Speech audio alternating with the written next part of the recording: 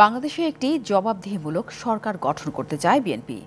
এজন্য জনগণের প্রত্যাশা পূরণে নেতাকর্মীদের কাজ করার আহ্বান জানিয়েছেন দলের ভারপ্রাপ্ত চেয়ারম্যান তারেক রহমান। বলেন, গুম, খুন, হত্যা মামলাসহ নানা অত্যাচার নির্যাতনের শিকার হওয়ার পর বিএনপির কাছে জনগণের প্রত্যাশা বেড়েছে।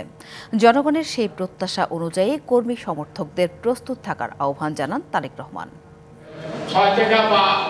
কুমিল্লার ফানটাউন পার্ক মিলনায়তনে বিএনপির রাষ্ট্র সংস্কারে ঘোষিত ৩১ দফা ও জনসম্পৃক্তি শীর্ষক কর্মশালায় লন্ডন থেকে ভার্চুয়ালি যুক্ত হন বিএনপির ভারপ্রাপ্ত চেয়ারম্যান তারেক রহমান। নিজের কথা না ভেবে দেশ ও মানুষের জন্য নেতাকর্মীদের কাজ করার তাগিদ দেন তিনি। বিএনপির উপরে এদেশের অধিকাংশ মানুষ আস্থা রাখে, বিশ্বাস রাখে। এই যে মানুষের আস্থা, এই যে মানুষের বিশ্বাস আমাদের উপর বা আমাদের প্রতি, এটিকে ধরে রাখার দায়িত্ব কিন্তু আমাদের। এটিকে ধরে রাখার দায়িত্ব কিন্তু জনগণ না, এটিকে ধরে রাখার দায়িত্ব বিএনপির একজন নেতা বা কর্মী হিসাবে দায়িত্ব হচ্ছে আপনার, যে আপনার উপরে মানুষ আস্থা রেখে। ক্ষমতায় গেলে বিএনপি জবাবদিহিমূলক সরকার প্রতিষ্ঠা করবে বলেও জানান তারেক রহমান।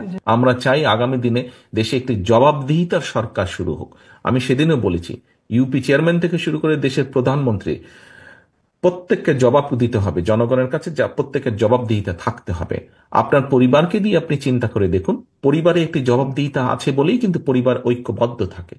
জন আস্থা ধরে রাখতে নেতাকর্মীদের যে যার জায়গা থেকে কাজ করার আহ্বান জানান বিএনপির ভারপ্রাপ্ত চেয়ারম্যান। যে কারণে মানুষ আমাদের উপরে ভরসা করে। Redwan Ahmed, DBC news, Dhaka.